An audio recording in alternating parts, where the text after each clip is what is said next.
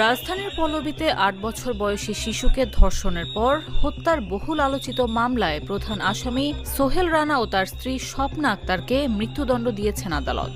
একই সঙ্গে সোহেল রানাকে ৫ লাখ টাকা ও স্বপ্নাকে ২ লাখ টাকা জরিমানা করেছেন আদালত।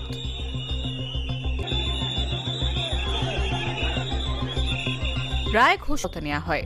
পরে সকাল ৮টা ৫০ কড়া পুলিশি নিরাপত্তার মধ্যে প্রধান আসামি সোহেল রানাকে আদালতে হাজির করা হয়।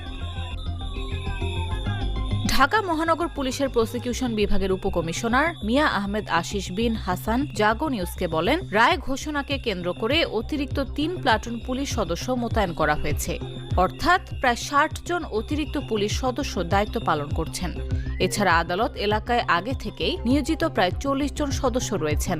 সব মিলিয়ে ১০০ জনের বেশি পুলিশ সদস্য দায়িত্ব পালন করছেন। যথেষ্ট ভিত্তি পাওয়া গেছে। দ্রুত তদন্ত শেষে ২৪ মে আদালতে অভিযোগপত্র দাখিল করে পুলিশ। অভিযোগপত্রে সোহেল রানার বিরুদ্ধে ধর্ষণ ও হত্যার এবং স্বপ্না আক্তারের বিরুদ্ধে অপরাধের সহযোগিতার অভিযোগ আনা হয়। আদালত অভিযোগপত্র গ্রহণ করে মামলাটি বিচারের জন্য ঢাকা মহানগর শিশু সহিংসতা দমন ট্রাইব্যুনালে পাঠান।